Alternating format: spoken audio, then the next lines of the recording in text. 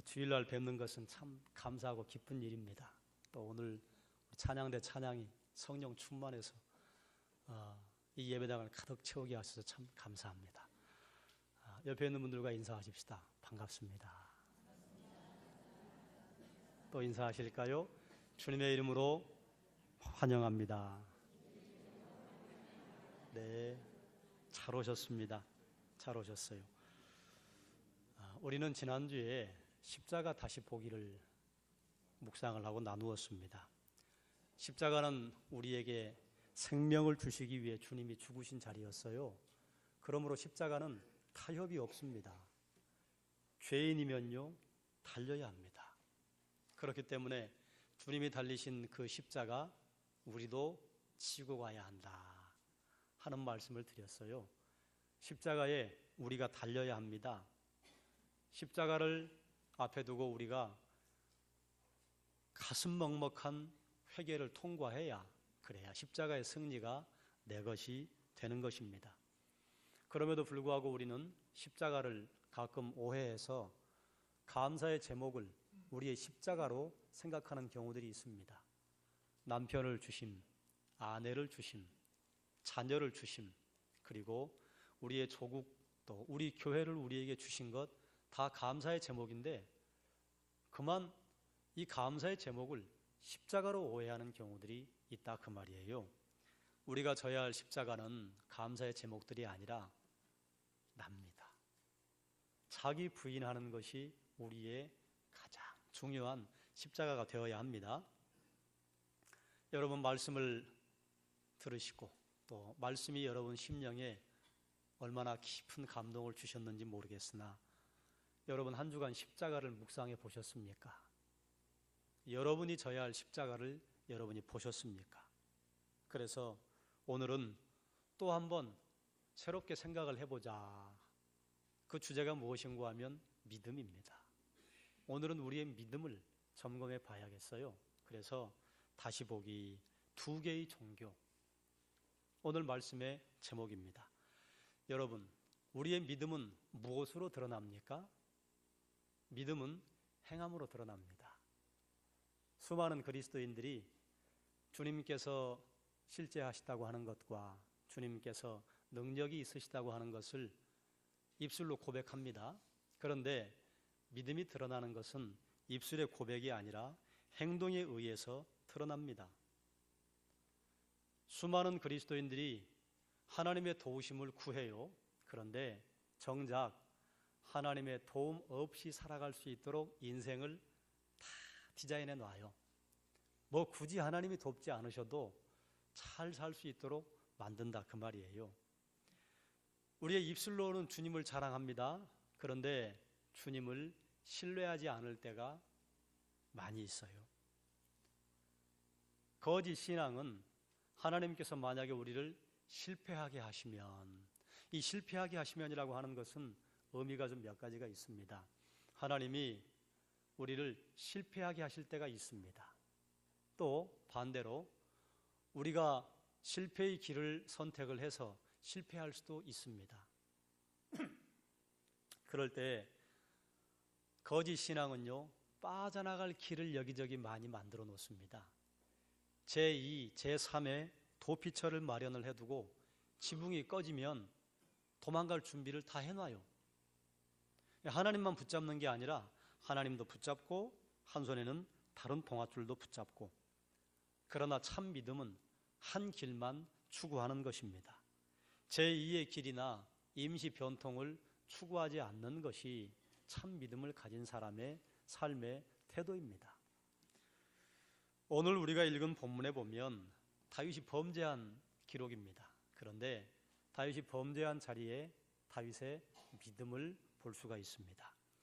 하나님이 다윗을 부르실 때 뭐라고 평가를 하셨는가 하면 하나님 마음에 맞은 사람이다. 이게 이제 우리가 요즘 보는 개역개정이고, 예전의 개역성경에는 하나님의 마음에 합한 사람이다. 이 마음이라고 하는 것을 이 시대에는 생각이나 뜻으로만 이해를 합니다. 그런데 성경 시대를 살았던 히브리인들은 마음을 굉장히 넓게 봤습니다. 심령이나 영혼이나 생각, 뜻 포함할 뿐만 아니라 심장 속에 연결되어 있는 거기서 나오는 우리의 지각, 우리의 전 존재, 그래서 전 인격을 가리킬 때 마음이라 이렇게 불렀습니다. 그러니 하나님의 마음에 맞은 사람이라고 하는 것은요, 다윗의 전 인격이 하나님의 마음에 쏙 들었다 그 말입니다. 하나님의 생각이 다윗의 생각이었고 다윗의 생각이 하나님의 생각이었다 하는 표현이 하나님 마음에 맞은 사람이라 하는 표현이에요. 자, 그러면 이렇게 이제 그 다음 질문을 해볼 수 있습니다. 그러면 다윗은 완전 무결한 인생을 살았을까요? 그렇지 않았습니다. 우리가 성경을 통해서 살필 수 있는 것, 다윗이 심각한 잘못을 한 두어 가지 하는데 그 첫 번째가 밧세바 사건 아닙니까? 밧세바를 취하기 위해서 요즘 우리 말로 하면 살인 교사죄를 저지릅니다. 다윗이 마음만 먹으면 밧세바보다 훨씬 아름다운 여인을 왕비로 맞이할 수 있습니다. 후궁으로 맞이할 수 있어요. 선지자가 와서 책망한 것도 그겁니다. 네가 원하기만 하면 얼마든지 사랑하는 여인들을 취할 수 있는데 왜 다른 사람 품에 있는 양 한 마리 같은 그 여인을 취했느냐? 그 여인을 취하기 위해서 남편을 죽여요. 그런데 그 남편이 누구냐? 햇사람 우리야라. 다윗의 기록에 보면 다윗에게 신복들이 있었는데요, 으뜸가는 3명의 신복이 있었습니다. 그리고 그 다음에 그보다는 조금 못하지만 또 뛰어난 용사 3명이 있었습니다. 그리고 그들보다는 조금 못하지만 뛰어난 용사들이 30명이 다윗의 옆에, 그러니까 다윗의 옆에는 생사를 함께 나눌 수 있는 36명의 용사들이 있었는데 그 명단 가운데요, 햇사람 우리야가 있습니다. 그러니 다윗이 지금 살인 교사를 내린 사람이요, 상대가 누군가 하면 자기 신복이에요. 우리야가 어느 정도의 정직함을 가지고 있었던 사람이었는가 하면 밧세바가 아이를 가지자 그걸 숨기려고 남편하고 동침시키려고 전장에 가 있는 우리야를 불러들입니다. 그런데 우리야가 집에 가서 좀 쉬라고 왕이 명령하는데 뭐라고 하는가 하면 내 전우들이 지금 전장에 있습니다. 그런데 어떻게 내가 우리 집에 가서 아내 옆에서 2다리를 쭉 뻗고 잠을 잘 수 있겠습니까? 그리고 왕궁 마당에서 잠을 자고 가는 사람이에요. 그런 사람을 그 아내를 취하자고 죽입니다. 죄질이 아주 나쁩니다. 어떻게 죽이느냐? 군대 장관 요압을 불러서 우리야가 아니다, 거기에 편지를 보내죠. 전쟁이 맹렬할 때 우리 앞에 내세워라. 그리고 너희는 빠져라. 뭐예요? 거기서 죽으라고 시킨 겁니다. 자, 여기까지는 다윗의 범죄예요. 그런데 우리가 볼 수 있는 다윗의 믿음이 어떻게 드러나느냐? 하나님께서 나단 선지자를 통해서 다윗의 죄를 책망합니다. 그런데 다윗이 그 죄를 인정하고 회개해요. 이것은 아무나 할 수 있는 것이 아닙니다. 모든 사람은 죄를 지어요. 그런데 그 죄를 누군가 책망하거나 아니면 그 죄에 대해서 드러내려고 할 때요, 인정하고 회개하지 않습니다. 본능적으로 그 죄를 부인하고 책임을 전가합니다. 그건 내 책임 아닙니다. 다윗이 믿음의 사람이라고 하는 것은 죄를 지은 것, 그게 믿음의 사람이라고 하는 것이 아니라 죄를 지은 다음에 하나님 앞에 어떻게 반응하느냐, 이게 다윗의 믿음이었어요. 또 본문에 보면 다윗이 범죄한 것이 나오는데 다윗이 이스라엘에 있는 군사의 숫자를 세라고 군대 장관 요압에게 명령을 내립니다. 이건 무엇인가 하면 자기 세력을 확인해 보고 싶은 겁니다. 자기 세력을 자랑해 보고 싶은 거예요. 그래서 요압도 그걸 걱정해서 왕이시여, 그럴 거 뭐 있습니까? 하나님이 만약에 마음만 먹으시면 이스라엘에 있는 군사의 숫자보다 몇 배 많은 군사를 주실 텐데 굳이 뭘 그걸 꼭 하려고 하십니까? 그런데도 왕이 듣지 않고 요압을 내보내니까 약 10개월에 걸쳐서 군사의 숫자를 파악을 해가지고 보고해요. 그런데 그 보고를 받은 다음에 다윗이 마음에 찔림이 있었습니다. 아이고, 내가 잘못했구나. 그리고 하나님 앞에 회개했는데요, 하나님이 이건 그냥 넘기지 않으세요. 다윗의 선견자 갓 선지자를 보내서, 선견자라고 했으니까 아마 이 갓이 다윗의 스승쯤 되었던 것 같아요. 스승의 역할을 했던 선지자 같아요. 그런데 이 선견자 갓을 통해서 하나님이 너 심판할 거다. 그런데 선택해라. 7년 기근을 선택할 것이냐, 아니면 적에게 쫓길 것이냐, 사흘 동안 전염병을 선택을 할 것이냐. 이렇게 세 가지 선택을 하라고 하면 일반적으로 대개 아이고, 그 중에 하나 찝습니다. 그런데 다윗은 뭐라고 고백하느냐? 오늘 본문의 14절 말씀을 함께 보겠습니다. 14절 말씀 읽겠습니다.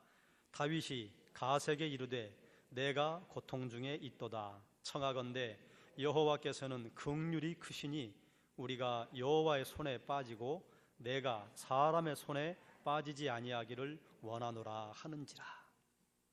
매를 맞아도 하나님에게 맞겠다, 그 말이에요. 왜 다윗이 하나님이 매를 때리시기를 자청하는가 하면 여호와는 긍휼이 크시다 하는 걸 알아요. 그러니 하나님이 손을 대시면 은혜를 베푸실 것이다 하는 깨달음이 있었고요. 아마 이 안에는 다윗의 그런 비장한 각오도 있지 않을까 생각을 합니다. 죽더라도 하나님 손에 죽겠습니다. 사람 손에 죽느니 하나님이 죽여주십시오. 아마 이런 비장한 각오가 들어있었을 것입니다. 다윗도 죄를 저질러요. 죄를 지었습니다. 자기 교만의 죄예요. 그런데 다윗은 잘될 때에나 다윗이 잘되지 않을 때에나 늘 하나님만 의지했습니다. 때려도 하나님이 때리십시오. 복을 주셔도 하나님이 주십시오. 이게 다윗의 믿음이었습니다. 어느 순간에도 다윗은 하나님의 은혜를 놓친 적이 없었고 하나님을 의지하는 것을 포기한 적이 없었습니다. 다윗은 그랬단 말이죠. 그러면 우리는 어떻습니까? 혹시 우리의 믿음을 점검을 할 때에 여러분에게 도움이 되겠다 싶어 오늘 말씀의 제목이 여기서 나옵니다. 우리 혹시 두 개의 종교를 가지고 있지 않습니까? 주일 설교에 말씀을 들을 때와 말씀을 들은 후의 모습이 같으십니까? 때로는 말씀을 들을 때 감동과 눈물을 흘리기까지 했는데 그 감동의 말씀 여러분의 삶에 실천하는 것에 혹시 더디지는 않습니까? 신령한 메시지와는 상관없이 예배가 끝난 다음에 전혀 육체적인 방법으로 회의를 진행을 하거나 목장에서 함께 목원들을 만나지는 않으십니까? 신앙의 고백과 우리의 삶이 일치하지 않는다면 우리는 두 개의 종교를 가지고 있다고 말할 수 있습니다. 입술로는 진리를 고백하는데 진리를 떠나서 산다면 우리는 두 개의 종교를 가진 사람입니다. 우리의 입술로는 끊임없이 사랑을 맹세하는데 우리의 인생에서 우리의 삶에서 사랑의 대가를 치르려고 하지 않는다면 우리는 두 개의 종교를 가지고 있는 것입니다. 두 개의 종교란 입술로 하는 고백 따로, 내 인생으로 살아드리는 삶 따로. 내 입술로 고백할 때는 하나님이 계세요. 그런데 내 삶으로 고백할 때는 하나님이 바뀌어요. 하나님은 이것에 대해서 엄중하게 염려를 하시고 우리 10계명, 1계명 잘 아시잖아요. 너는 나 외에 다른 신을 내게 두지 말지니라. 이스라엘 백성들은 그들 옆에 하나님 외에 다른 신을 두어서 하나님의 심판을 받았습니다. 하나님을 섬겼어요. 그런데 그 옆에 때로는 바알도 안 치고 아세라도 안 치고 밀곰도 안 치고 크모스도 안 치고 이 시대에 바알과 아세라를 섬기는 사람들이 누가 있겠습니까? 없지요. 그러면 우리는 하나님 외에 다른 것을 하나님 옆에 두지 않는가? 내가 인생의 왕좌에 앉아 있다면, 내가 내 인생의 왕노릇 한다면 그게 하나님이에요. 때로는 자식이 하나님이 될 때가 있고, 때로는 명예나 권세나 재물이 하나님 될 때 있습니다. 하나님을 사랑한다고 하면서 그 사랑에 수고를 하지 않겠다고 한다면 우리는 두 개의 종교를 가진 사람이라. 여러분의 믿음은 어떻습니까? 그러면 우리의 믿음이 하나님 앞에 어떻게 드러나야 할 것인가? 이게 이제 우리가 함께 나눠야 하고 그리고 고민해야 할 말씀입니다. 따라하십시다. 변화가 드러나야 합니다. 예. 우리가 믿음을 가지고 있다면 변화가 다른 사람들에게 보여야 합니다. 내가 볼 수 있어야 합니다. 내가 그것을 간증으로 말할 수 있어야 합니다. 이사야서 1장 18절은 이렇게 우리에게 선포합니다.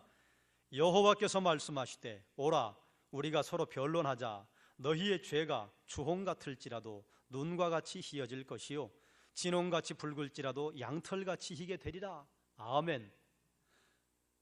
우리의 죄가 진홍빛 같고 주홍빛 같이 붉어서 숨길 수 없는데 그것을 하나님께서 때로는 양털같이 때로는 흰 눈같이 희게 해주시겠다. 이 말씀을 믿으십니까? 네, 아멘.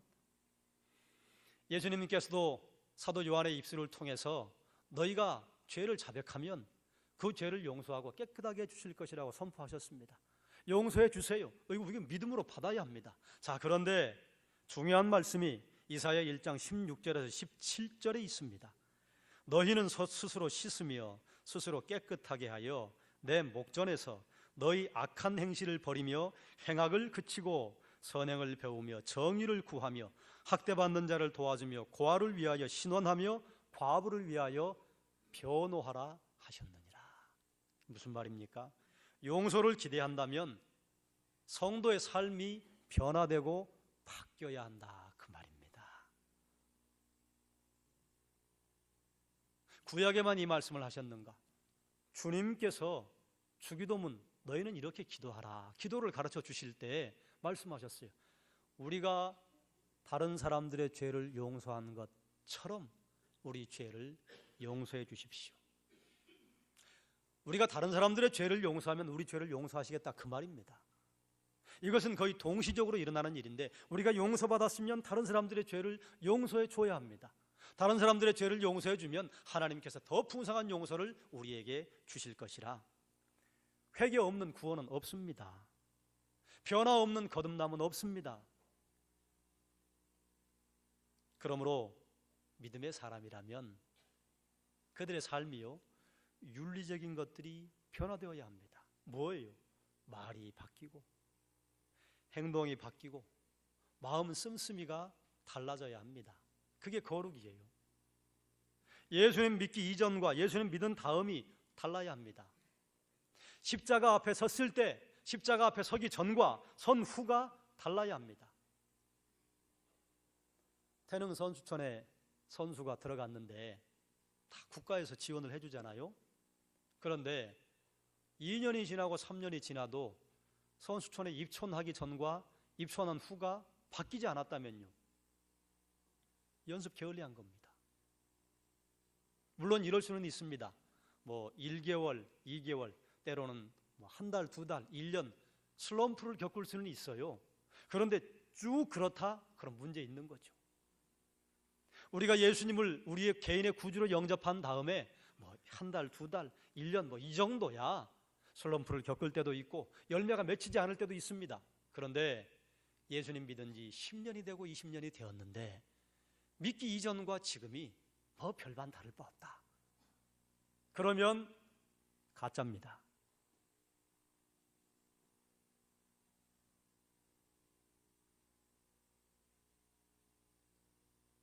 십자가를 통과했다고 하는데 십자가를 통과하기 전과 통과했다고 하는 그 후가 변화가 없다. 1년, 2년은 그럴 수 있습니다. 그런데 10년, 20년이 되어도 똑같다. 그러면 하나님 앞에 우리가 자신을 돌아보아야 할 필요가 있습니다. 다음으로 우리의 믿음은 어떠해야 하는가? 따라하십시다. 인생이 흔들려 봐야 합니다. 네, 인생이 흔들려 봐야 합니다. 내 존재의 뿌리가 하나님 앞에 흔들려야 합니다. 야곱이 외삼촌 라반의 집에 거주하다가 20년 만에 고향으로 돌아오잖아요. 고향으로 돌아오는데 형 에서가 온다는 소식이 들려왔어요. 그런데 혼자 오는 게 아니라 군사를 400명이나 데리고 온대요. 여러분, 야곱의 할아버지 아브라함이 동방의 왕, 도시국과 5왕 그 연합군을 제압을 할 때 군사의 숫자가 몇 명이었는 줄 아시죠? 318명이었습니다. 318명 가지고 전쟁을 했습니다. 그런데 에서가 지금 데려오는 숫자가 몇 명이냐? 400명이에요. 이건 환영인파라고 하기는 좀 부담스러운 숫자예요. 에서가 무슨 의도를 가지고 왔는지는 성경이 말하고 있지 않습니다. 그러나 일반적으로 생각했을 때 이건 단순한 환영인파는 아니에요. 그래서 야곱이 얼마나 모략이 뛰어납니까? 그래서 본인이 할 수 있는 인간적인 수단을 다 동원해요. 만약에 형님이 한쪽을 치면 다른 한쪽은 도망가자. 그래서 이렇게 때를 나누어요. 또 형님이 혹시 또 내가 보낸 선물을 받고 마음이 누그러질지 모르니까 선물을 보내자. 그래서 선물을 계속해서 연속적으로 보냅니다. 그리고 나서 이제 다른 식구들은 다 건너보내고 자기 혼자 강을 건너지 못하고 이 편에 앉아 있는데 아무리 생각해도 길이 안 보여요. 그런데 하나님이 생각하실 때도 야곱이 지금 그 상태로 약속의 땅에 들어가면 참 곤란한 일이거든요. 그래서 주의 천사가 와서 야곱과 대면하는데 야곱이 천사의 말을 안 들어요. 그래서 새벽녘에 천사가 야곱의 환도뼈를 칩니다. 성경은 이게 멋스럽게 표현해 놨는데요. 천사가 하도 말 안 들으니까 두들겨 패버린 거예요. 그래서 환도뼈가 위골되었다 이렇게 표현해 놨는데 우리 구어체로 하면요 뼈 부러졌다 그 말입니다.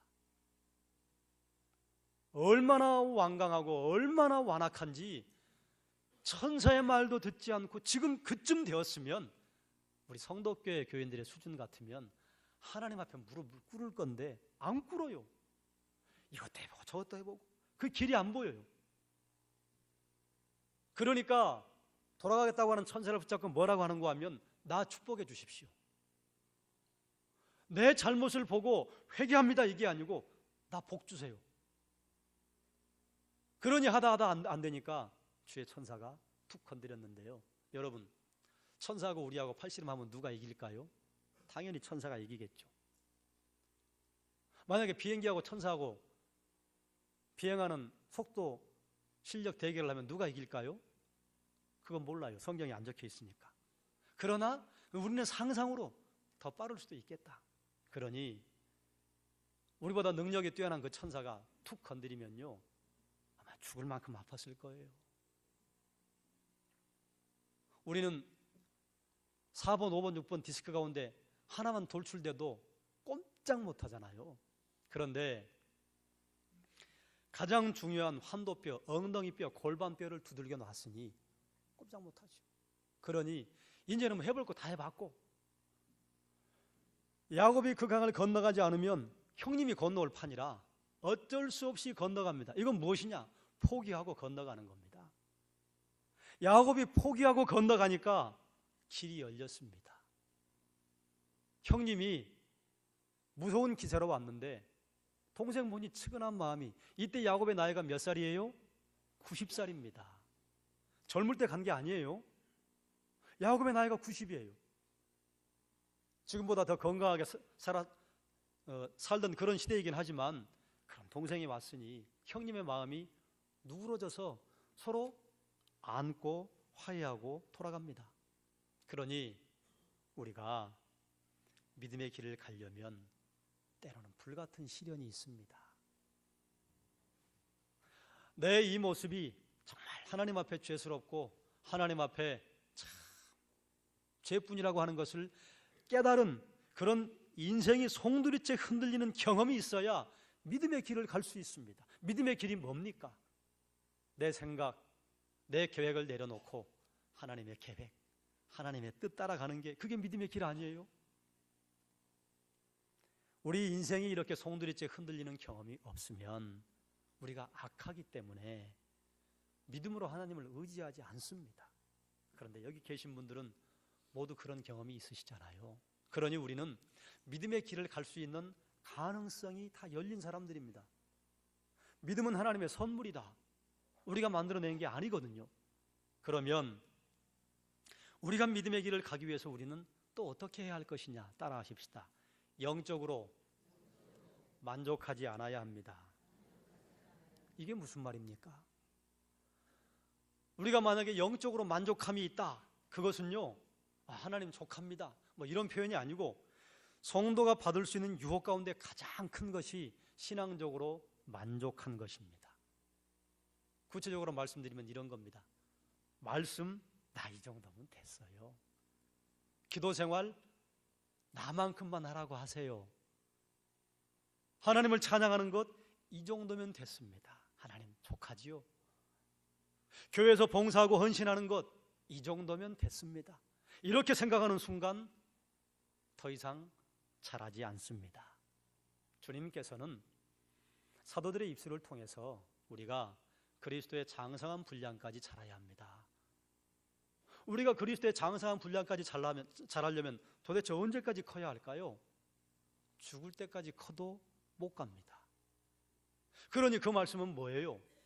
주님이 우리를 부르시기 전까지는 믿음의 경주를 멈추면 안 된다, 그 말이에요. 그러므로 우리가 믿음의 길을 가려면 이렇게 스스로에게 선포해야 합니다. 하나님, 계속해서 말씀 보게 해주십시오. 계속해서 기도하게 해주십시오. 계속해서 찬송하게 해주십시오. 계속해서 교회를 섬기고 헌신하고 봉사하게 해주십시오. 하나님의 내 두 다리로 교회를 걸어오게 하시는 한 우리는 말씀과 기도와 찬양과 기도와 헌신과 봉사를 포기하면 안 됩니다. 이 믿음의 경주를 언제까지 해야 하느냐? 주님께서 이제 그만 됐다, 올라와라, 우리를 부르실 때까지 포기해서는 안 됩니다. 이게 믿음의 경주예요. 그러므로 사랑하는 여러분, 여러분이 신앙적인 것에 만족함을 취하지 마시고 끝까지 하나님, 그래 저는 부족해요, 하나님 저는 부족해요, 하나님 저는 부족해요, 이 고백과 함께 믿음의 경주를 쉬지 않으시기를 주님의 이름으로 축원합니다. 그러나 우리가 만족해야 할 것이 있습니다. 세상 것에는 만족해야죠. 바울이 그런 고백을 하지 않습니까? 내가 부요함에도 처할 줄 알고 가난함에도 처할 줄 알고. 때로는 하나님이 우리를 높일 때가 있고 낮출 때가 있고, 하나님의 때로는 우리에게 부요함을 주실 때가 있고 가난함을 주실 때가 있고, 그럴 때에도 하나님 감사합니다, 이 정도면 족합니다. 세상 것에 관해서는 우리 만족이 있어야 합니다. 그러나 신앙적인 것, 영적인 것에는요, 만족함이 있으면 안 됩니다. 그러면 믿음의 길을 가다가 멈춰버린 겁니다. 그러면 왜 우리의 믿음을 점검하고 우리의 믿음이 초점이 두 개가 아니라 하나로 가자고 하는가? 따라하십시다. 잘 죽기 위해. 잘 죽자고 우리 믿음으로 살자고 하는 겁니다. 잘 죽는 게 성경에서 하는 언어가 뭐예요? 구원이에요. 우리 잘 죽으려면요, 준비해야 합니다. 죽음을 잘 준비한 사람과 죽음을 준비하지 못한 사람은 차이가 확연합니다. 죽음 잘 준비한 사람은 누구예요? 예수 그리스도 구주로 영접한 사람이에요. 예수 믿으면 구원 받습니다. 죽음 잘 준비하지 못한 사람은 누구예요? 예수 믿지 않은 사람이에요. 임종의 순간을 여러분 보셨죠? 예수 믿은 사람과 예수 믿지 않은 사람은 너무 차이가 납니다. 예수 믿은 분들은 임종한 다음에 가서 그 시신을 만져봐도 온기가 오래 갑니다. 예수 믿지 않고 돌아가신 분들은 순식간에 냉장고 됩니다. 어쩌면 그렇게 사람이 차가울 수 있는지 아무리 사랑으로 만지고 싶어도 섬찟해요.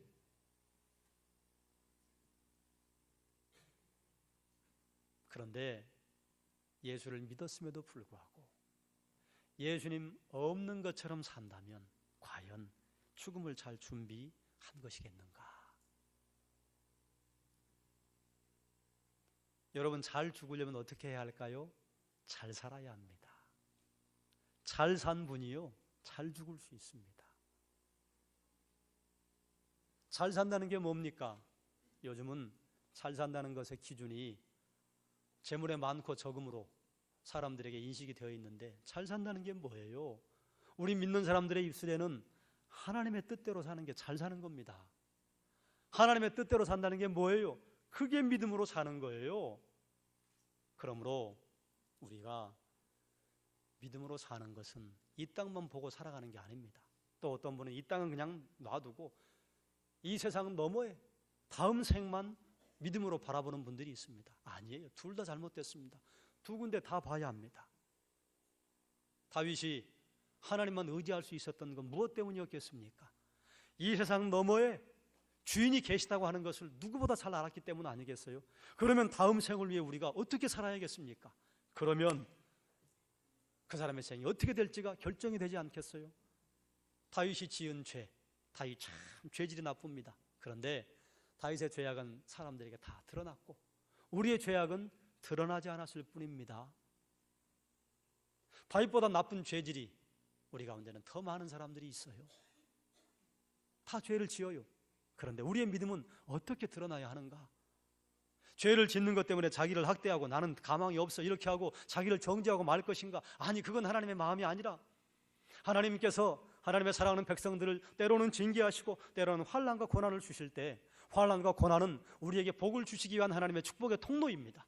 그러나 징계를 주실 때는요, 그 징계를 받을 줄도 알아야 합니다. 징계의 목적이 뭡니까? 우리를 망하게 하는 거예요? 아니에요. 회개하라고 주시는 거잖아요. 이게 하나님 마음이라 다윗은 그걸 깨달아 알았어요. 그래서 무릎 꿇었어요. 내 마음에 맞는 사람이다. 하나님이 때로 우리에게 징계를 주실 때가 있습니다. 그럼 그때예요. 그 목적은 우리를 잘못되라고 하시는 것이 아니라 돌이켜야겠다. 그래서 잘 되는 쪽으로 가야 되겠다. 아, 그래요 하나님. 그리고 하나님 앞에 고백하고 거기서 돌이켜서 다시 하나님 앞에 당당하게 살아가는 것, 이것이 하나님의 마음입니다. 그러니 우리가 이 땅에서 믿음으로 살면 잘되고 잘되는 복을 하나님이 주신다고 말씀하셨고, 우리가 믿음으로 살면 우리에게 영원한 생명 주신다 약속하셨습니다. 그래서 우리는 믿음으로 이 땅으로 볼 뿐만 아니라 이 생 너머에 다음 우리의 생이 있다고 하는 것을 보는 것, 이게 잘 죽는 것 아니겠습니까? 이게 잘 사는 것입니다. 이게 믿음으로 사는 것이고 이것이 하나님의 뜻을 따라 사는 것입니다. 그러므로 사랑하는 여러분, 우리 믿음으로 살아 잘 죽을 준비하십시다. 잘 죽으면요 얼마나 영광되는지 몰라요. 말씀을 정리하겠습니다. 우리의 믿음은 말이 아닌 행동으로 드러납니다. 만약에 우리가 하나님을 따른다 하면서 어려움과 고난이 있을 때 우리의 수완과 방법을 따라서 제2, 제3의 도피처를 준비해 놓고 있다면 어쩌면 우리는 믿음의 길을 가지 않는 사람일 수도 있어요. 가짜일 수도 있다, 그 말입니다. 다윗도 죄를 지어요. 아주 죄질이 나빠요. 그럼에도 불구하고 다윗이 왜 믿음의 사람이고 하나님 마음에 맞은 사람이었느냐? 회개했습니다. 하나님만 바라보았습니다. 하나님만 의지했습니다. 혹시 우리가 고백 따로, 우리가 살아가는 인생 따로 그렇게 살아간다면 우리는 두 개의 종교를 가진, 하나님 옆에 나란히 다른 신을 하나 두고 살아가는 그런 잘못을 범할 수가 있습니다. 우리의 믿음은 어떠해야 하는가? 믿음에는 변화가 반드시 따라야 합니다. 바뀌어야 합니다. 예수 믿기 전과 예수 믿는 후가 달라야 합니다. 인생이 송두리째 흔들려 우리의 존재가 하나님 앞에 그 밑뿌리까지 흔들렸을 때, 그때에 우리가 믿음의 길을 제대로 갈 수 있습니다. 세상에 관하여는 속한 줄로 여기고 신앙적인 것에, 영적인 것에는 우리가 만족에 빠지지 않아야, 그래야 우리가 게으르지 않고 마지막까지 잘 달려갈 수가 있습니다. 우리가 왜 믿음으로 살아야 하는가? 잘 죽자고 하는 겁니다. 잘 죽으려면 죽을 준비 잘 해야 합니다. 죽을 준비는 뭐예요? 이 땅에서 잘 사는 거예요. 하나님의 뜻대로 살아가는 것, 그게 믿음으로 살아가는 것입니다. 그러므로 사랑하는 여러분, 믿음의 경주를 게을리하지 않으셔서 마지막까지, 주님이 우리를 부르실 때까지 끝까지 잘 달리셔서 장성한 그리스도의 분량까지 성숙하시고 승리하시기를 주의 이름으로 축원합니다. 기도하겠습니다.